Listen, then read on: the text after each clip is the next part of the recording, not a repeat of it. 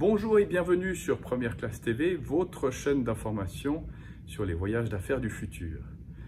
Édition spéciale aviation et climat, nous allons voir dans cette émission quels sont les impacts réels de l'aviation sur le climat, quels sont les progrès technologiques que fait l'aviation, malheureusement, nous allons aussi voir qu'ils sont compensés par l'augmentation du trafic, et nous allons voir quels sont les défis futurs. Nous allons également parler de CORSIA et de carburant durable. Tout de suite, édition spéciale aviation et climat. Mais avant de commencer cette émission spéciale climat, voyons quels vont être les grands événements qui vont marquer l'aviation commerciale en 2020.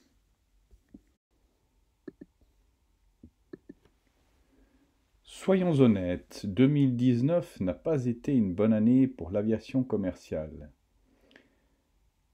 Des accidents ont marqué profondément l'industrie, la faillite de grands acteurs et la fin de production du plus grand avion de tous les temps.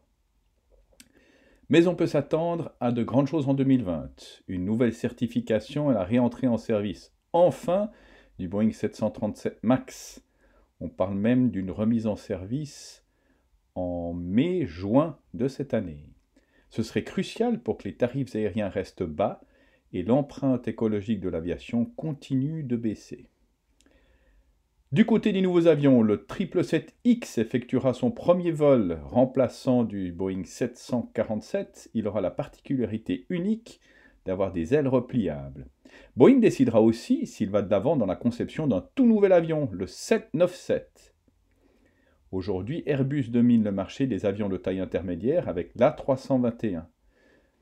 Airbus d'ailleurs introduira l'A330-800, le plus petit de la variante Neo, qui devrait entrer en compétition avec le 7878 et 9.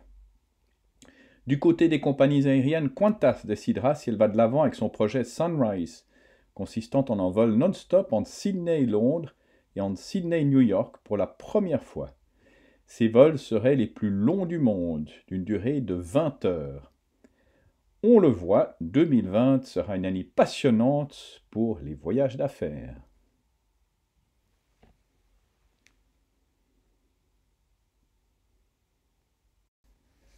Et maintenant, parlons du climat, en rappelant peut-être pour commencer que l'industrie du transport aérien n'est responsable que de 2% des émissions mondiales de carbone générées par l'homme.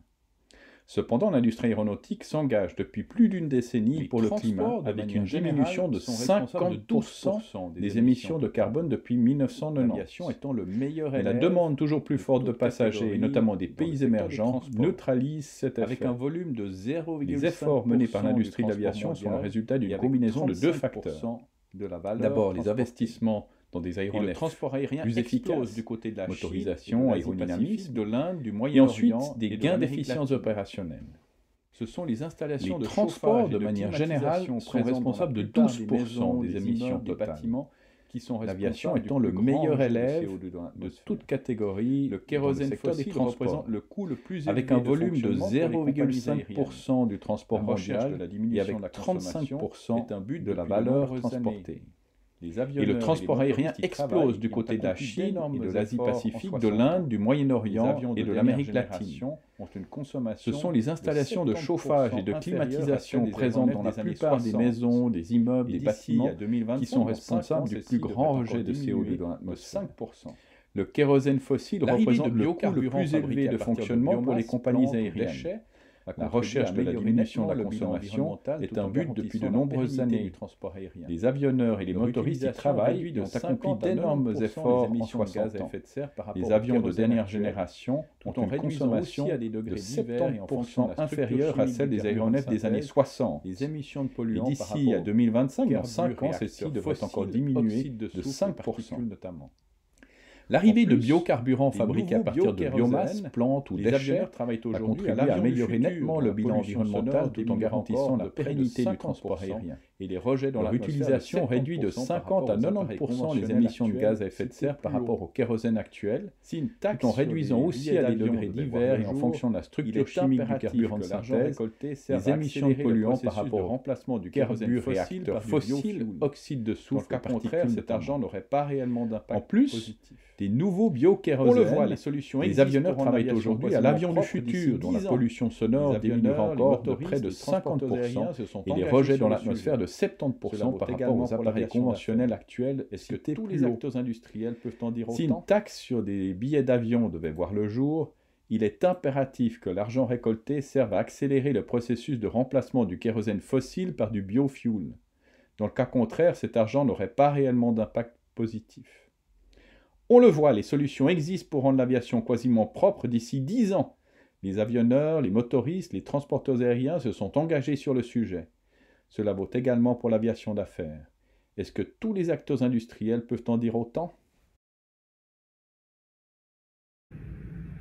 C'est ainsi que se termine cette édition de Première Classe TV. N'oubliez pas de cliquer sur j'aime, n'oubliez pas de vous abonner, n'oubliez pas de partager cette vidéo. Nous nous retrouvons la semaine prochaine, toujours dans un sujet qui touche le développement durable. Nous nous retrouvons la semaine prochaine avec l'annonce de la première course d'avions électriques en 2020. C'est pour la fin de cette année. Et nous verrons quels sont les impacts sur le secteur aéronautique de cette future compétition. À la semaine prochaine.